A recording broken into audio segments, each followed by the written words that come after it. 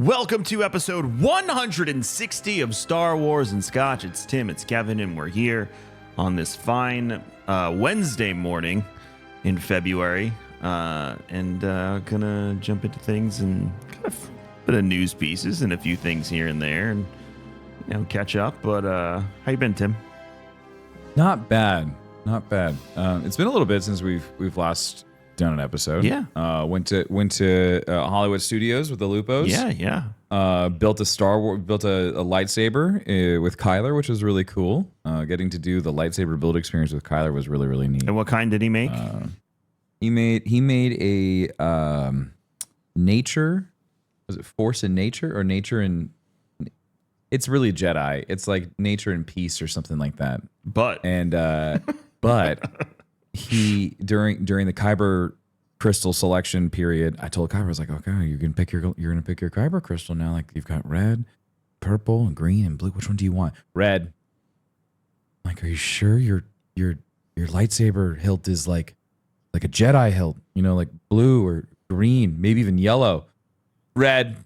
Oh, okay. That's very you. And the guy who was running the show, he thought that was really funny. He's like, he's balanced. He's like, and it was funny is that Charlie did the same thing. Is that Charlie did power and power and strength, and he got a purple kyber crystal. So very Mace Windu. That was what I did. I did purple, and then I swapped it out for my my white one. And what was really funny the entire time, like with Lupo, whenever we've done like our playthroughs or like Baldur's Gate, very goody two shoes, like doesn't want to do any of the bad things, but and then his kid starts going down the dark side, and we just thought that was the funniest thing. It was a good time there. I came home with Star Wars paraphernalia. How could you not? As is tradition. So I got a little R5D4 R2D2 weird mutated mug. I like it, and it's got like rebar as the handle. Very good. Amy got this for me. She's like, I got you a coffee mug. I love that. She's like, you can have Star Wars and Scotch. And then I went finding my own, and like, it's funny. Like, what Amy thinks is like fun is like the more like what's a good word for this? Not comedic, whimsical, not commercial. Yeah, it's just fun. And like for me, my coffee mug that I got for myself is like chiseled out of granite. It's like it's the Black Spire Outpost but it's all like it looks like you're drinking out of like a relic. Mm-hmm.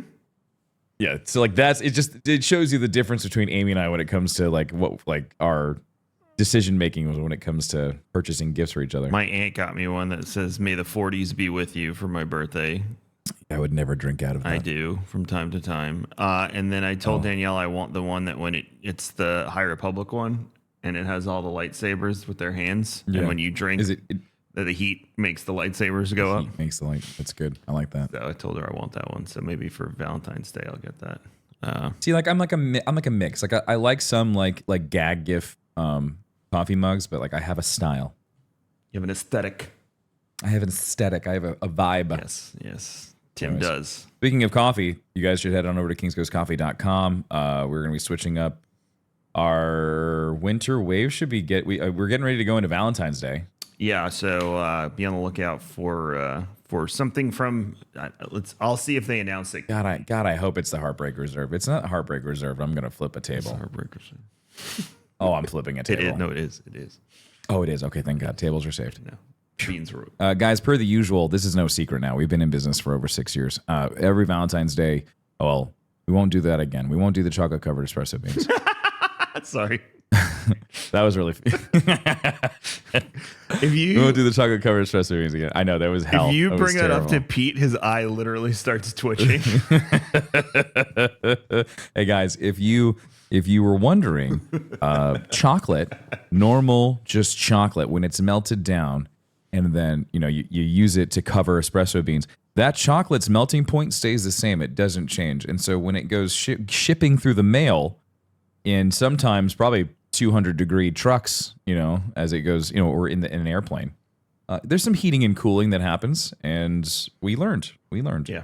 We learned that the commercial chocolate covered things probably have some additives to help keep the chocolate nice and hard. Yeah, we learned that we should probably stick to selling that in the store and not mailing it to your house. So yeah, sorry. So if you want some chocolate covered espresso beans, maybe head on over to the roastery, which you could learn the address and all things King's Coast Coffee if you head on over to kingscoastcoffee.com.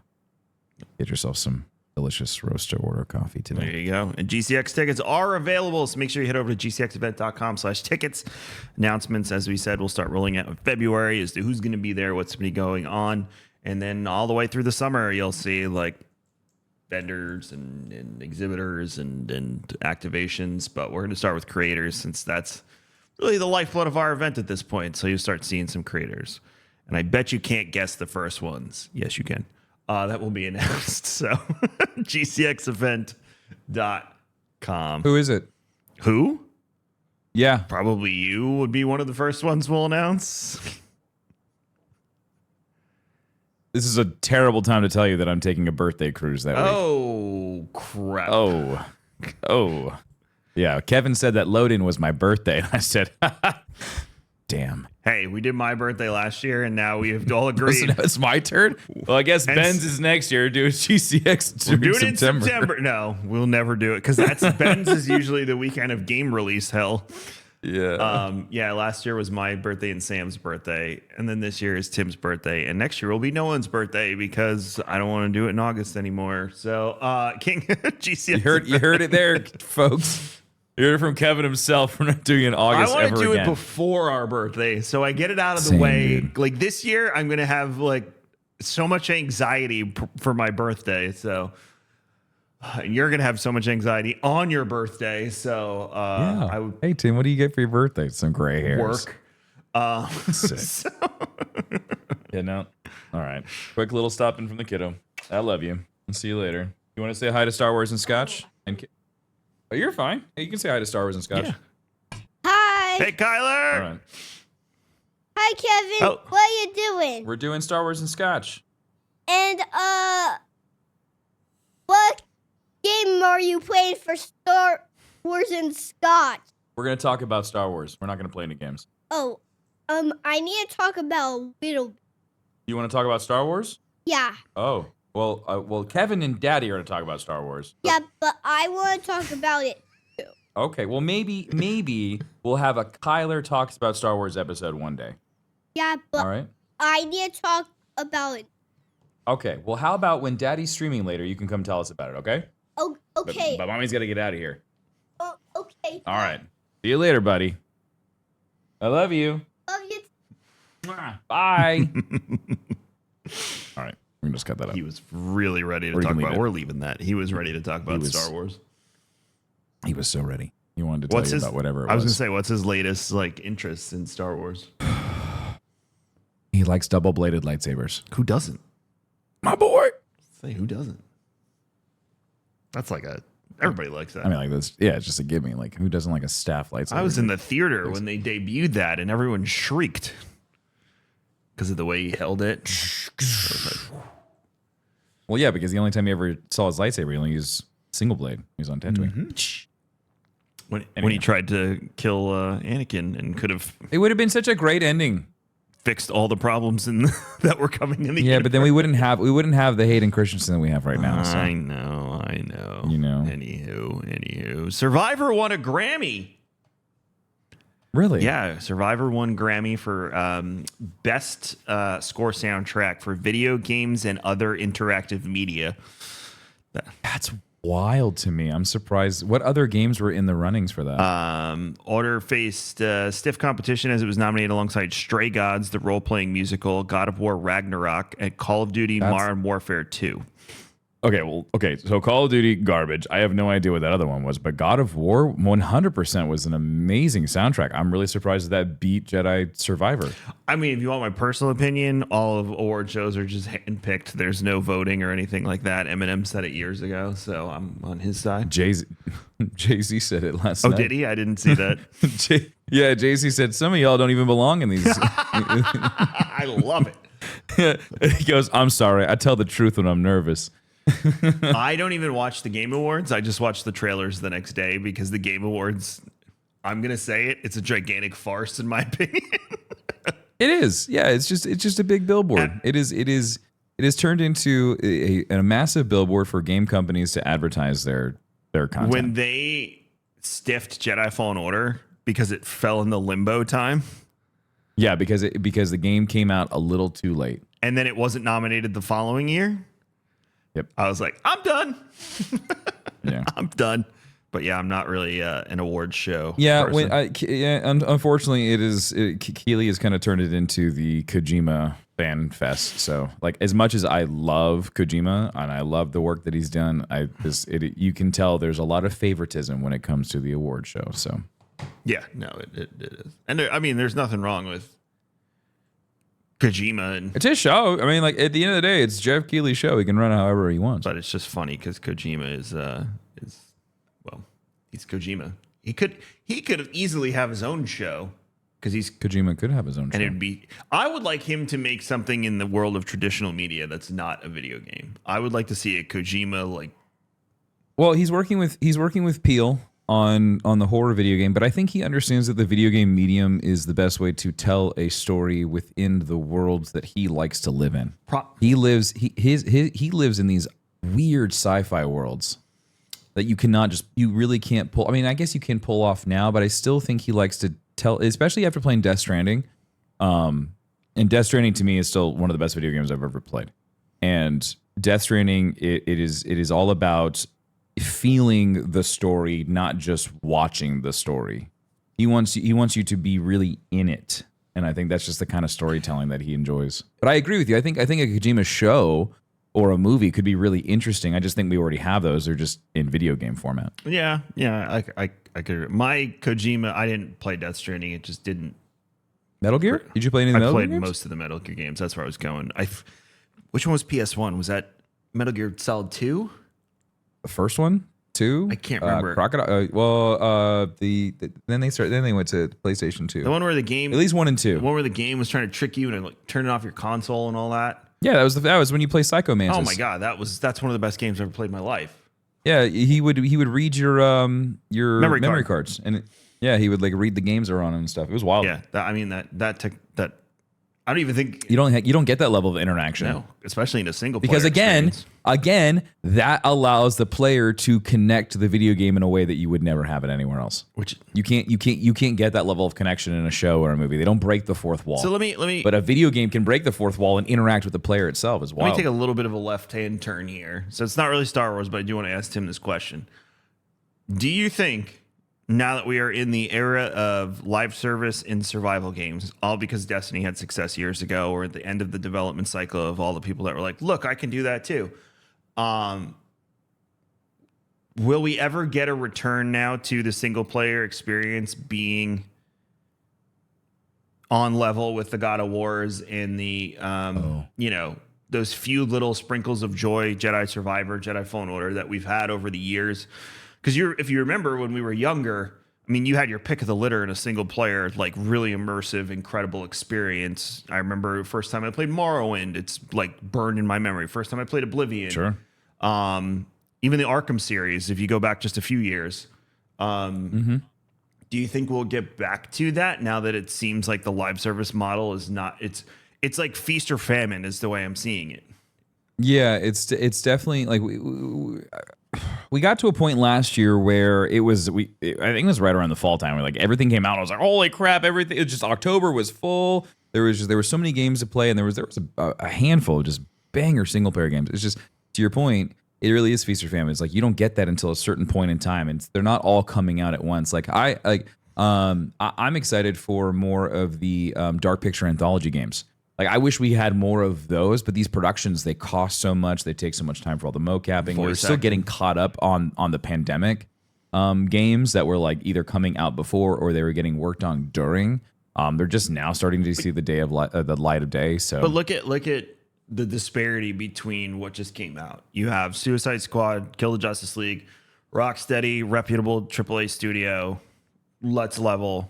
Story was fun. Gameplay loop is not great. For Endgame, and we'll probably go the same route as Avengers. I feel like that's pretty much the consensus for the most part. Then you have Palworld, which, I don't want to say it's not innovative because it has its innovation within it, but for the most part, it's, kind of an adult version of Pokemon with some survival and other elements thrown into it. Oh yeah, most definitely. And it has become the most played game on Steam, beating out some titles that you would never even dream it would think it would beat out for concurrent players. So that's what I mean. And then you have all these other survival games and Tarkov clones that are coming out now. Extraction, I don't even want to say shooters because they're coming out with very original ways to do extraction games. But they either copy something that came before them or they're too late to the game. And then they're going to shut down. Rumbleverse is my prime example. I don't even think Rumbleverse was out for 3 months? Oh yeah, it was out for 1 quarter, and then like, well, time to shut this one down. And like that was unique. I mean, it was battle royale, but it was a melee combat battle royale. Like it was very different. Because even in the realm of Star Wars, we go back and we look at games. It's actually shocking to me that a single player game is kind of the way they're going right now. Because Battlefront, when they fixed it, did so well. At first, it was like an absolute horrible mess. When they fixed it, and even the mods to this day are still so much fun. I still get videos about mods. Star Wars: The Old Republic is on life support. It's not even on life support. It makes money. Like the EA would have shut it down if it didn't make them money. Sure. But it makes money. It's not making World of Warcraft money, but it makes money. No. But they're not even jumping into the live service. Survival fandom. Our next iteration of Star Wars is almost like Red Dead Redemption. It's going to be it is going to be the first ever open world Star Wars game, which is really cool, but it is going to be within a single player lens. And so like, that's going to be really weird to have a massive Star Wars world that could potentially feel very, very empty. And so I really hope that here's my biggest problem is like, you want to tell a cool Star Wars story. And so you have a protagonist. And we have this protagonist. She looks really cool. She's got all these cool gadgets. She's kind of like a Han Solo. She's a smuggler. She's a runner. It's cool, but it's not my Star Wars story. Yeah. And that was the joy of Red Dead Redemption 2 Online is that yes, I got to play through as Arthur Morgan. And like that was fun, or GTA 5 Online. GTA 5, you play through that story, you go through all of that, and then you go to the online portion, and then you've got the multiplayer. And so I really hope that's a big reason why they pushed the date back, is because that's the one thing that they haven't really talked about yet. Is why would you? I was thinking about this earlier. Why would you create the world's first open world Star Wars game, first ever like true open world Star Wars game, but you limit it to a single player experience in the year of our Lord 2024, where everyone wants to be connected through screens and through, you're playing multiplayer games, you're on Discord, you're doing all this stuff. Why would you invest all this time and money into a game that maybe has 40 hours of game? Like what's the hook? Here's my point. And it's the same way with Justice League. There was nothing there to keep me going and wanting to grind. And so like we have to find this interesting place where it's not a live service game like Destiny, where it's like you've got to grind out hundreds of hours to get like the perfect gear set and things like that. But you give me a world that I can jump in and out of and I can enjoy and I can still progress through and I can work towards things, but it's not the grindiness of Destiny or Suicide Squad, and it's not the pain and punishing part of Tarkov, where I jump in, I die and I lose all my stuff. And well, there goes 10 hours down the drain. And I think GTA 5 or even Red Dead Redemption, I think they do a great job. There's a reason why people enjoy spending time on there, but they can do whatever they want. It gives them that feeling of just living out a fantasy. And so I really hope with Star Wars Outlaws, I really hope that we get that opportunity, because I feel like that's the one thing that is going to stop me from investing lots of time into Outlaws, because I will put a decent amount of time, but because it isn't live, it doesn't need to be a live service. Again, it doesn't need to be Destiny or Suicide Squad, but I think it does need to live in the live space to a certain degree so that people will keep on coming back, because we don't have anything right now. Yeah. I put 80-something hours into Red Dead Redemption 2's story. So because there's so much to do. And I even said without the multiplayer, this was still worth the cost of entry 1,000 times over. Like that was one of the best games I've ever played from a story perspective. But there's a point in the game where you are no longer like you can kind of just free roam and you're not Arthur Morgan. You're kind of just like you have turned Arthur into you. or you've become Arthur, one or the other. But like I definitely, there was a point where I didn't feel like I was playing Arthur, other than like him coughing up a lung. But there's a point where you're kind of just like off doing your own thing, and you're kind of just enjoy, because you can go like buy a house, you can go like do all these things, and they give you a lot of freedom. So like the character was able to connect with it, and so like regardless of sex or gender or anything like that, like I hope that I'm able to connect with this character in a way where it feels like my investment was worth it, or it's like, oh man, I really want to get that thing because of X, Y, or Z reasons. And so even if it isn't online, if there are stuff for me to grind where it's like, damn, that looks like a lot of fun and the investment's worth it, then sick. But like Suicide Squad, the end game stuff, it's just you grind for a gear set and that's it. I mean, it's just a gear set. And so like if there's no story tied to it, there's nothing that feels like a personal progression. Like if there's like story behind a thing that I have to go do, and it's like really, it's like a badass story. Like Spider-Man, for example. Spider-Man does this all the time. Spider-Man might create a side quest where it's kind of like, it's kind of boring. It has some of like the same things that I've done, but the storytelling alongside of it and the cutscenes are so worth my time. I had a blast every time. I also don't like grinding for a gear set you can't see. Yeah. Because, and this is my old school MMO brain, and I know they have transmogrification and, you know, skins and all that stuff now, but it's optional. Because if you, to this day, if you go and you beat a WoW raid or another MMO on the hardest difficulty, and you do it numerous times and you get a full set, you can walk into the town center and be like, look, bitch, I grinded this out, I earned this, and I have this gorgeous high-level gear set that makes me better and stronger than all of you. And games that don't have that, like Avengers, like Suicide Squad, it's like, what's the point? May as well just put on a cool skin and just play a lower level and have fun. Like, what's the point? So I agree with you on Outlaws. Substance of story is important to me because obviously a game like God of War, you can relate to Kratos in the last two. Yeah. But, you know, you go, referencing not caring about, you know, gender or anything like that. I was very invested in Aloy's story in Horizon Zero Dawn. Almost definitely. Oh my God. And the grinding in Horizon is fun because I can go fight those cool dinosaurs that I haven't fought before. Yep. You know, even if I'm not grinding for a gear set, just the ability to know that I'm strong enough to go like do that fight and experience that fight, and even was enough for me to want to grind out a certain weapon that I needed or I needed to do this thing. So like, again, it's like there's a fine line. Even in Horizon though, it's like you're not even getting the gear set, you're getting a gear piece. So you can bring it to New Game Plus. You can, you know, if you upgrade your weapons, all that stuff carries over to whatever you do, whether it's End Game, New Game Plus. And, you know, that's Witcher did that too, where if you got the full set of gear, you could take it into New Game Plus as well. So, yeah, I think honestly, I mean, even if we got like Witcher is a great example of another game that's like open world but single player that doesn't have a multiplayer that people invested a lot of time into because there was activities and things for you to do as you continued going throughout the story. Yeah, and that's my point continuously is just don't be the Suicide Squad.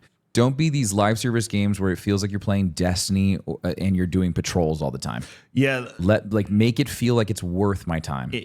And that was my original point. Like, are we getting back to where we were in the early 2000s, where prior to the MMO boom, we had these insane single player experiences? I mean, that's the birth. Like I said, Morrowind came at that time. Knights of the Old Republic came at that time. Games like that really.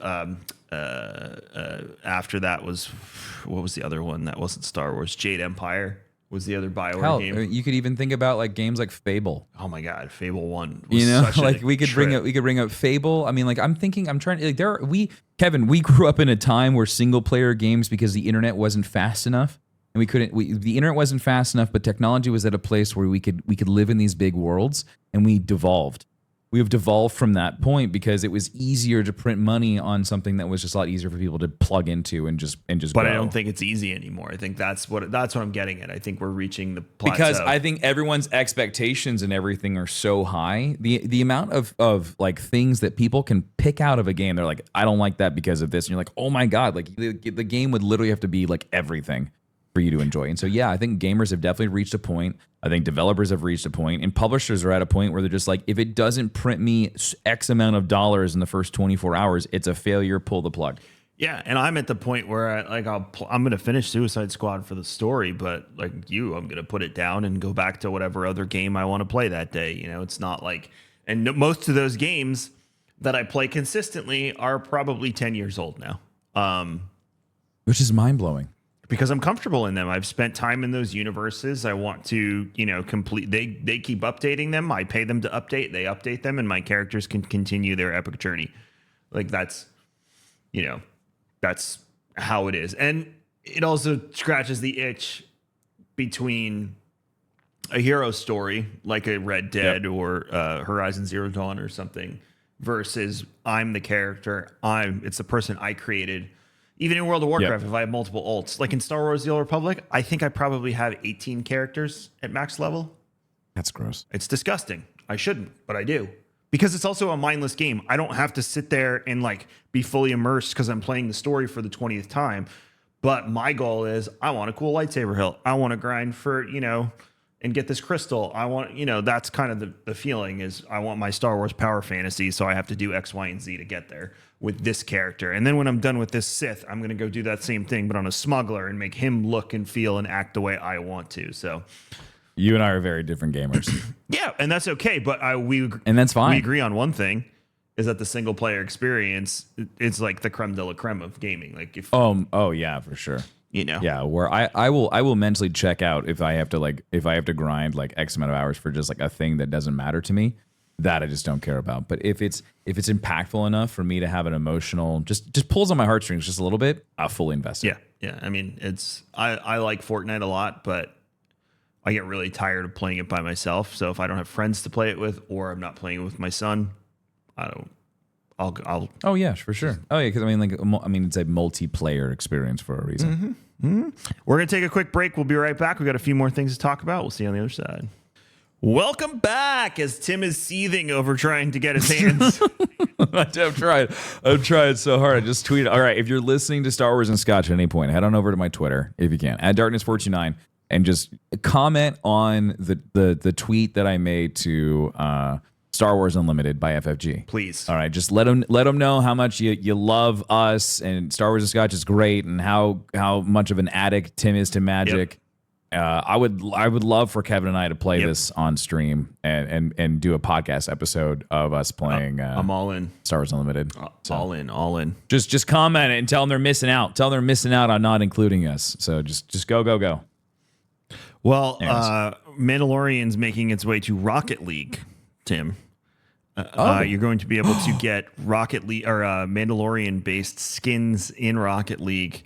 I wonder if that means that. Oh, will that go to Rocket League Racer? Lucasfilm and Psyonix announced characters. Oh man, wouldn't that would be so sick. Because we already have we have Mandalorian. We've got some Mando skins for Fortnite. We've got a bunch of Star Wars skins for Fortnite. So the picture has a Bo-Katan skin, a Boba Fett skin, a Din Djarin skin, and the Din Djarin one has a little Grogu in his bassinet on the top of the car as well. On his little the little ornament that sits on the Boba one looks so good. I'm gonna have to pull Mandalorian Mayhem Rocket League is what you want to Google. I can't send it to you from this computer because it's my stream. No, it's fine. I'm looking at it right now. Oh, there's a BB. Oh, they've done this before. There's an R2D2 one. What the hell? Oh, I didn't know. Oh, man, there's a R2D2. There's BB-8. Tim's going to stream Rocket League today. Oh, man, they got a C-3PO that's all gilded out. Oh, that looks sick. No, I'm terrible at Rocket League. I'm horrible at it, but I will totally play Rocket League Racer. Tim's going to play. I can't do aerials to save my life. It's bad. I'm really bad at Rocket League too, but Rocket Racing is a blast. Love Rocket Racing. Very, very fun. Yeah, so February 7th to the 21st. It starts today, ends in 2 weeks. If you want your Mandalorian skins. Oh, crap. In other news from Fox 35 Orlando, there was a clickbait title, but an interesting article of Is Walt Disney World reviving its shuttered Star Wars Galactic Star Cruiser Hotel? So, clickbait title, don't take that at face value. But But and it's a big but. But The documents filed by an engineer from Disney's Hollywood Studios on January 25th lists Sanford-based Sun State Awning and Graphic Design as the contractor on this renovation project at the Galactic Star Cruiser site. So they're taking out construction permits to change design and certain things.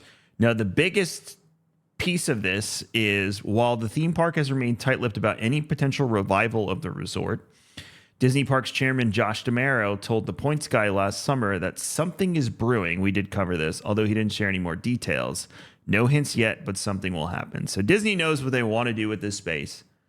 We don't know. My guess is Star Wars themed hotel resort that you can walk into Galaxy's Edge from, which is way more feasible instead of making me do this whole LARP thing, only staying for 2 nights. If Tim and I want to go for leave on Thursday night and come home Sunday night, we can do that in a galaxy far, far away. If they do that, Tim and I will have to do an episode live from the Star Wars hotel. Yeah, okay, but we talked about this before. There's 64 rooms, right? That could 64, 68 rooms. And they're small. They're not big rooms. They're like they got the bunk bed. They've got the single queen. They've got there's no windows, so everything looks very medicinal. I am in like sterile, as you would assume, space stuff would look like it does in the TV show. My problem is that I don't want it. Like it's going to be extremely limited. Like what are they going to do to make that building feel and look fun, because you have to gut out, unless you're going to be like back on the Halcyon Star Cruiser, that's not going to work anymore. Because the whole idea is like you go up in a shuttle, like kind of like you do in Rise of the Resistance, where they do that like intermediate part where you're in queue and then they put you into another queue, but it's kind of like a ride. I don't know how they'd make that work. I don't know what they're going to do to that building other than like completely level it and start again. Or they're going to have to make a copy of that building and then double the amount of rooms. I mean, how many rooms are in a standard Disney hotel? Oh, you got to be able to fit a few thousand people in there, right? Yeah. They would have to increase the room size. They might be able to modify some of the space though to do that, but like you said, they would have to. But then how is that going to feel like going to the Grand Floridian or going to the Polynesian or going to the Riviera? Like there are so many resorts on Disney property that are fun, that are engaging, that are beautiful. And then you go to Star Wars. Like if I was going to go to a Star Wars hotel, I would want to live in tree huts on Kashyyyk or on Endor. Like I would want to be in a Coruscant resort hotel that's overlooking the Coruscant skyline. There are all of these fantasy places that I would love to be at. It would have to be an entire area. It would have to be the size of the Polynesian or the Riviera to pull something like that off. I bet that Universal beats them to that and does a Harry Potter hotel before they can do a. Why wouldn't you? It's going to be in Paris. It's going to be at the Ministry of Magic. Why wouldn't you do some type of Harry Potter themed hotel? Yeah, oh my God, a Mario! The amount of land that they have to work with, they could slam it whatever they wanted in there, and it would fit perfectly. And then Kevin, it is lined up specifically with that pie piece of the world, and it has a direct connection right into that world. So you're like, I'm gonna go to the Mario Hotel, and you go in, and it's all Mario themed, and then you go in and out through Mario World. The 2 best AI designed resorts that I've ever seen for hotels was one, Disney should do a Pirates of the Caribbean one. I might have sent that one to you guys. Oh my God, that would be so good. The AI design of the rooms was insane. Like you had the Tortuga room, you had the Jolly Roger room, you had the cave room, you had it was amazing. And then the other one that I'm absolutely obsessed with is the Game of Thrones one. Oh, because yeah. There was the Winterfell room, there was the Dragonstone room, there was the King's Landing room. I was like, oh, I want to stay at this park. So it was pretty cool. But yeah, I don't know. It definitely is too small. They'd have to change. As far as going to space or anything, they already do that in Space 220, the restaurant, the terrible restaurant at Epcot. Where your entry is perceived to be, it's a small elevator, but they make it look like they're shooting you up through this shaft up into outer space to the space station. So that's an easy one for them. It's just LED and putting you in a, elevator simulation, if you will. But we'll see. It's. I think we get news on this probably. What do you think? D21 this year? I think they have to announce something. I think if anything, they'll just show the renders. They'll show off like, and here's what's coming next. They announced the Pirate Bar coming to Adventureland at Walt Disney World or at the Magic Kingdom at D21 last year. Could it be a maybe not a ride but a walkthrough experience? Like what? I'm trying to think of another one that they've done. I don't want to say like the Robinson Treehouse, whatever it's called, Swiss Family Robinson. Not like that. So boring. It's just old. It's back in the '60s. Apparently, it was very exciting. But the one that they have now, the more updated one that they have in Disneyland is the Tarzan Treehouse. So I mean, like they've tried to do things like that, but it doesn't. It's not. I mean, it would have to be super interactive. They'd have to gut it out completely, get rid of the rooms. The new Minions. It's not a ride experience. The Villain Con. Did you guys go in that when you were there? No. So it's kind of like the Toy Story ride, where you get the party games and all that stuff with the blaster. Mm-hmm.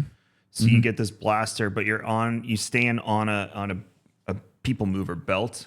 And it takes you through it, and you're supposed to shoot things, and then you get a score at the end and stuff. Oh, interesting. So I don't know, maybe something like that. I think they're going to try to do something where it is still like a stay on site kind of experience. I think they're just going to get rid of what they'll do is they'll get rid of all of the LARPing parts. Mm-hmm. I think that's really that's what they're going to do. I think they're just gonna get rid of all of the theater parts of the room or of the building.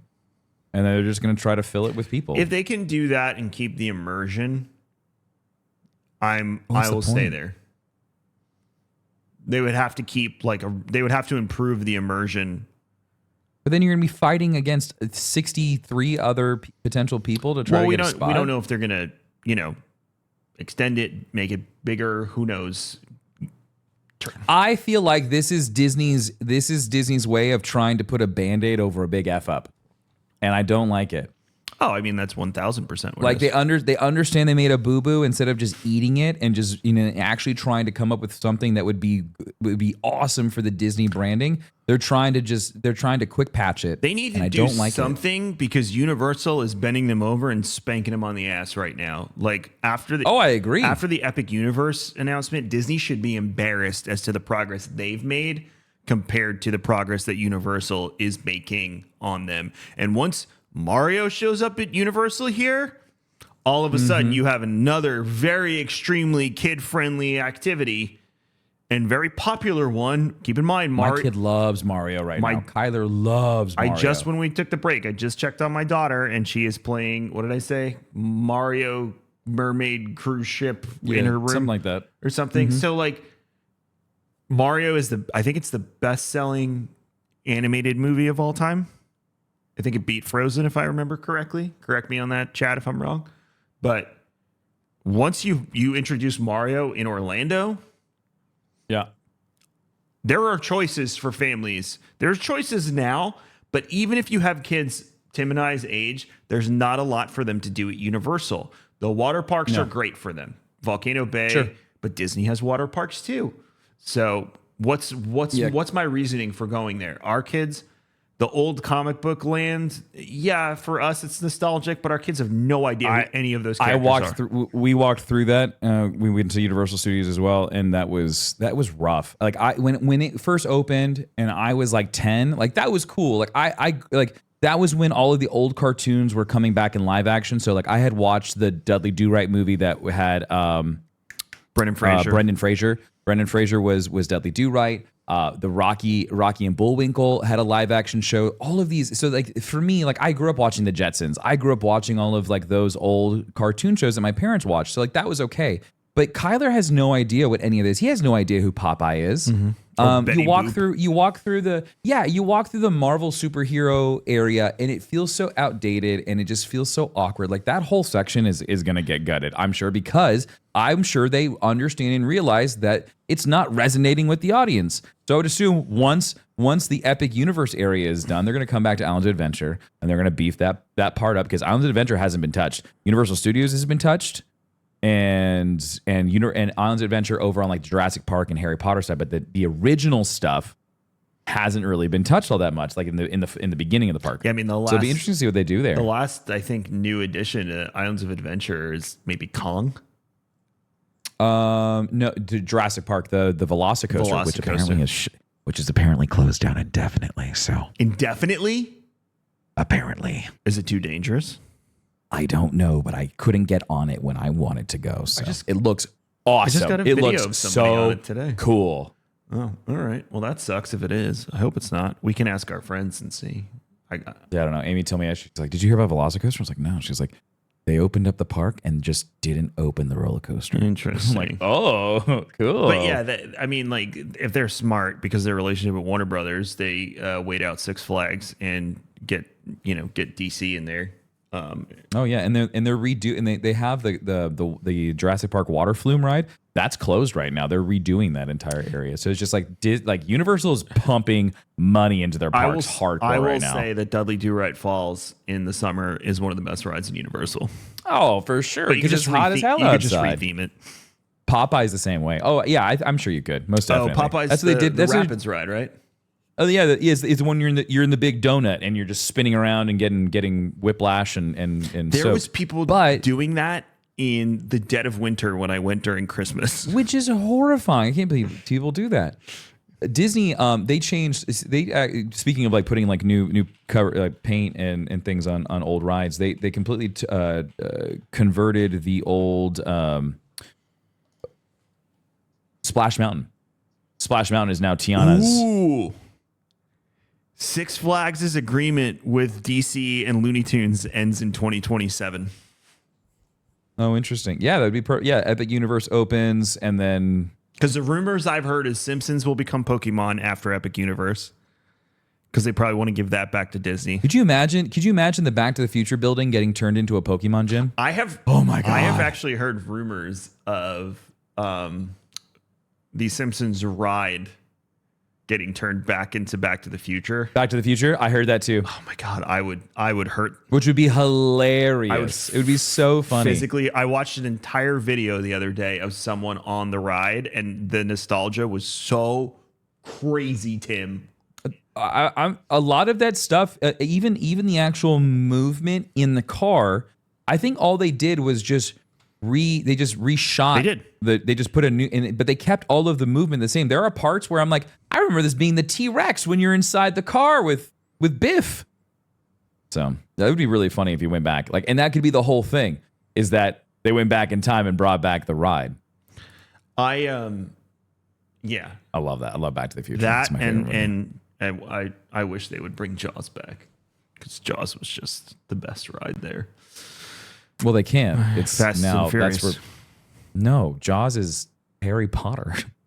No, where you would enter was Fast and Furious. I know. Yeah. But they slammed it. But everything that's all right there, Amityville, and where the actual Jaws ride is, that's all Harry Potter. Sucks.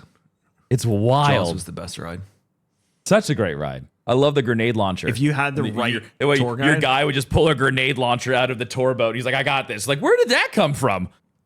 Yeah, if you had the right tour guide, it's like Jungle Cruise. If you have a bad tour guide on Jungle Cruise, you okay, sweetheart? Yeah, I'm okay. What do you need? It's the best episode ever. Got a question.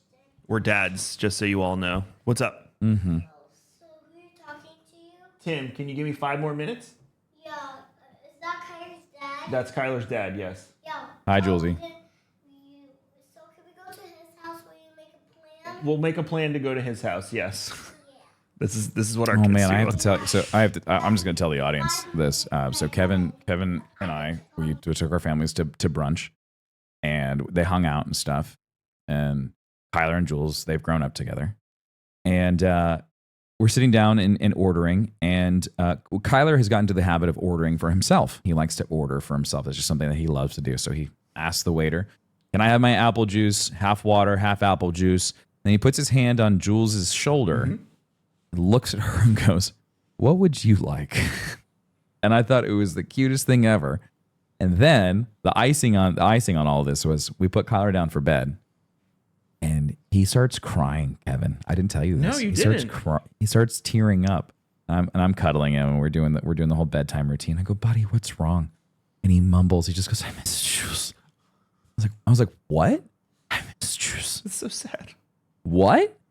I just miss Jules. That's so sad. And I was like, I had those emotions for your mother when I was 20, so I need Amy. And so I was like, "You got to come up here. His heart is broken." Tim and I always joke that I'm going to owe him her dowry soon. So yeah, I want 3 goats, a chicken, a cow, 2 chickens, and a cow. Can I get eggs from these chickens when you put them in a coop in your yard? Yes, we can share the eggs. Perfect. I'm all in on that. If I was allowed, I would have chickens in my yard. Just putting that out there. Fresh eggs every day.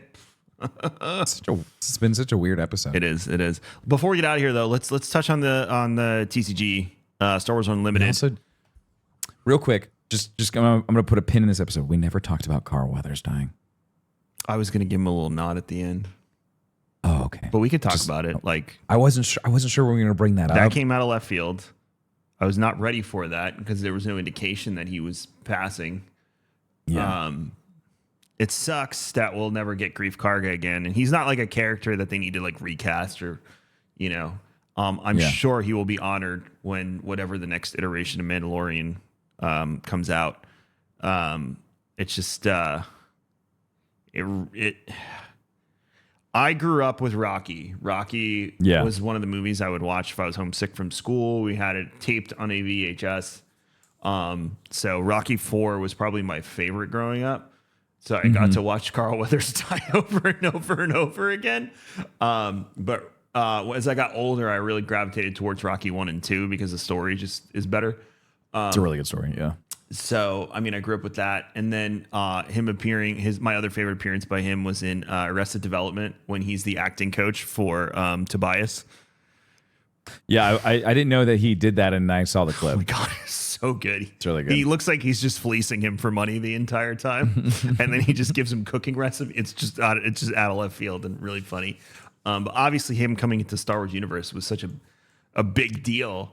And, I honestly didn't know what to expect from his character. And he really evolved that character from this slumlord to this like politician. Yeah, dude, he's freaking mayor. Like, I love that. It's sad that we won't have that anymore. But a lot of people were like, what's your favorite Carl Weathers memory? And I'm like, I mean, he was great in The Mandalorian. Like for me, I grew up watching him in Rocky. And I was like, that was it. I was like, I've only known him in Rocky and I've known him in The Mandalorian. That is it. And I was like, he was great as Apollo and he was great as Grief Karga. Happy Gilmore. See, like that was another one where I've seen Happy Gilmore maybe once or twice. So like that connection just wasn't there. Happy Gilmore. He's what's his name in Happy Gilmore? He's Chubbs. Chubbs. Or, Chubbs, yeah. Yeah. Happy Gilmore. Oh man. The gator. But yeah, rest in peace, Carl Weathers. I mean, he'll be missed. That character, especially in Star Wars universe. And I know he had a blast at Star Wars Celebration and things like that. So I'm sure they'll honor him next year in Japan and and whatever the next Star Wars thing is. So we got to really plan that one out. I have started looking at flights. They're not selling them yet. But I've kind of been pricing it out. So you and I will talk because it's probably going to have to be like a very coordinated. And obviously, I don't want to just go there. No, for Star Wars. No. If I'm going to, we're Japan, not just go. No, if we're going, we're going. Yeah, like we're gonna do the whole kit and caboodle. I'm in like Japan travel talk right now, so I'm getting all these crazy videos of places to go. Man, I'm not in Japan travel talk. I'm in Japan move here talk. That's all I get. I'm in Europe move here talk. Yeah, a lot of it is like, hey, these are going for $500. You should come over here. So you and I need to talk after this because Portugal will literally pay us to retire. Oh, I could learn Portuguese. I could open a King's Coast in Europe. Yeah, that shouldn't be a problem. I will bear this burden, Frodo Baggins. Star Wars Unlimited, before we get out of here, I did want to read this portion of the article. This is from Reviewed, which is part of USA Today. I believe this is the journalist you were talking about. John Higgins is the one that received the Spark of Rebellion 2-player starter kit. By the way, Fantasy Flight, if you do send them, we need 2 of those because Tim and I will not share the decks. No, hell no. So we need 2 of the 2-player starters because I see there's a Luke deck and a Vader deck. Oh, I call Vader deck. If we have to share it, I get Vader. I'm okay with that, but we're not going to want to share it. So if you could just... No, hell no. If we do send 2 because we're going to each want the starter kit. I mean, I guess we could always go visit our friends at Sunshine Games and we could just go buy them. We could. Sunshine Games in beautiful Tampa, Florida, right off of... what road is that? Over in Temple Terrace by USF. Is that like right next to USF? Literally next to USF. It's off Fletcher, right? Yeah, it's the Temple Terrace. Literally, you can see I-75 right from it. So go over to Sunshine Games. Tim and I were there on Sunday. Terrible directions, but I'm great with landmarks. It's over there. I spent like $220 there, and I didn't even get a commander deck. Anyway, yeah, what the heck, Kevin? Anyways, that's another time. But Star Wars Unlimited. So Star Wars Unlimited is a trading card game. Think Magic the Gathering, but with droids and lightsabers. I knew that would make you happy. Scheduled to be released on March 8th, 2024. Presumably a consistent release cadence of new sets of cards for years to come. Oh, God. The first set at release is titled Spark of Rebellion, and booster packs will be available to supplement the 2-player starter kit.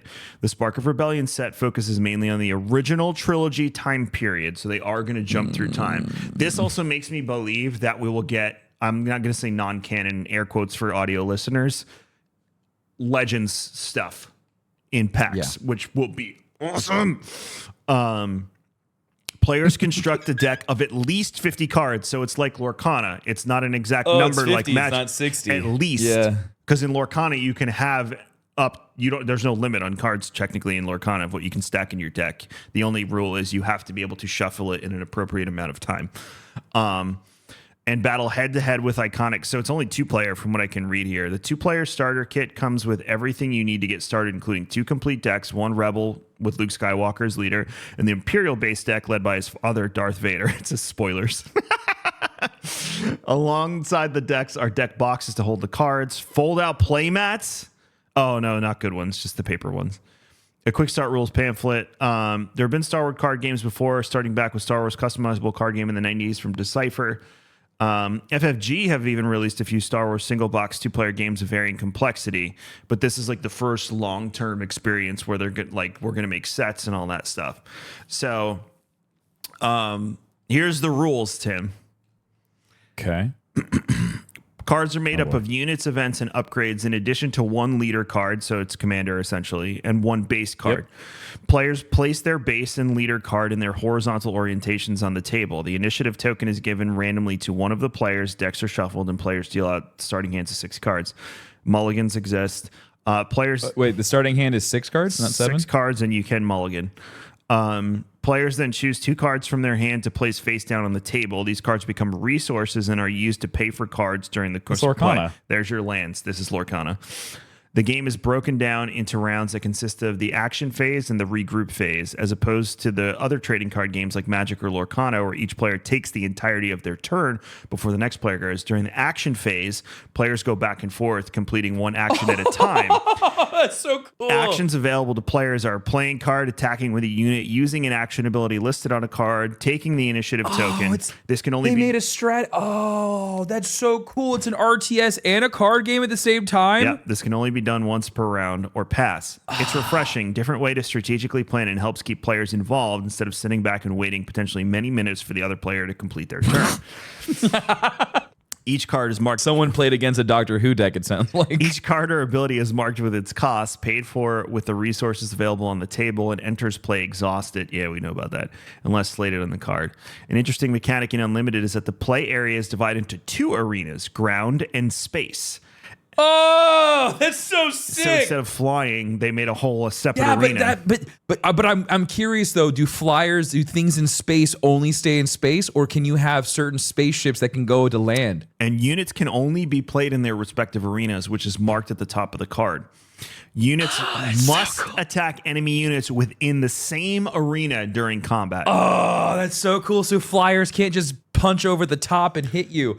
Ah, that's so neat. Units have power and defense, attack power and defense HP. Values on cards, blah, blah, blah. Damage is persistent across rounds, so it's not a reset. It's like Lorcana.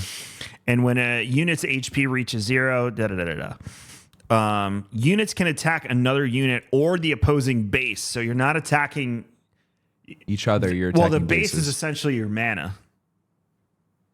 Yeah, it's your base is your main resource, and if your base goes, you lose. Right, which is your mana in Magic, and Lorcana doesn't really have that because Lorcana's account up to. Well, I guess you could if you reverse. Oh, you're talking about HP. Yeah, you're talking about So for your there's base health pool specifically, right?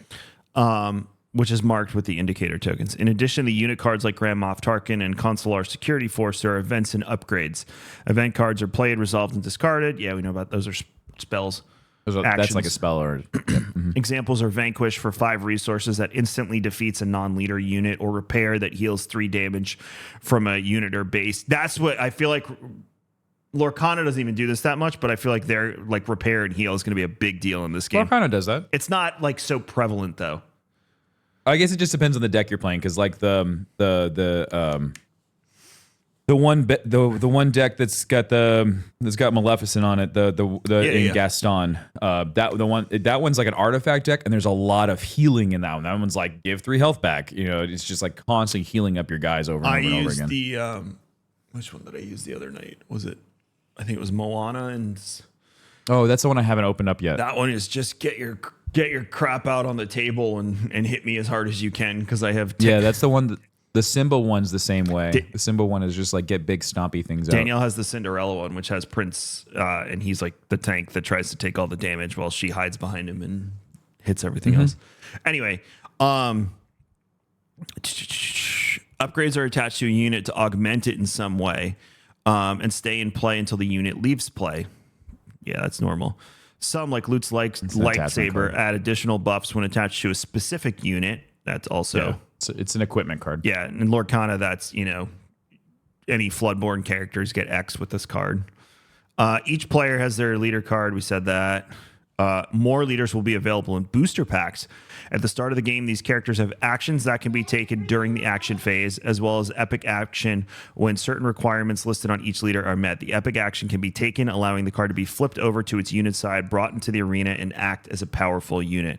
When defeated, the leader does not go into the player's discard pile and is instead flipped back over, placed in its original position, and a token is used to mark that its epic action has been expended. You can only use a card's epic action once in a game. Oh. This is super. Oh, wow. The leader's action can still be used as the game continues, though. So once it's used, it'll persist even if the leader's gone. Once each player has used the pass action consecutively, the action phase ends a regroup phase, which just involves drawing 2 cards. So, I mean, like, HP is 0. Jules, give me one more second. Sorry, this is the dad episode. What, babe? There's something on the carpet. Just Finn pooped. Finn pooped on the carpet. Well, that's the end of the podcast then. I'm coming to clean it up now. This has been the ultimate dad episode. This is like peak pandemic. It really is. It really is. But this is the world we live in, and this is the stuff we play. But you can read more in the reviewed article. I mean, there's a ton of stuff, and we were wrapping up anyway. The cards are gorgeous. I really can't wait for this. I really hope this tweet works. I'm going to go retweet it now. But thank you so much. Share it everywhere, all over Discord. Thank you so much for hanging out with us. Thank you for being a part of the show. We appreciate you as always. Episode 160 is in the books. Jules, can you say goodbye to everybody? Goodbye. May the force be with you. Make sure you go follow Tim. He's Darkness429 everywhere on the internet. I am K-Magic Wonder Wonder, Kevin X Vision everywhere on the internet. We, Kevin and Tim, are Star Wars and Scotch, or Star Wars Scotch. Rate, review, subscribe. It helps us out immensely. But Tim, may the force be with you. Always. I'm going to go clean up some dog poop.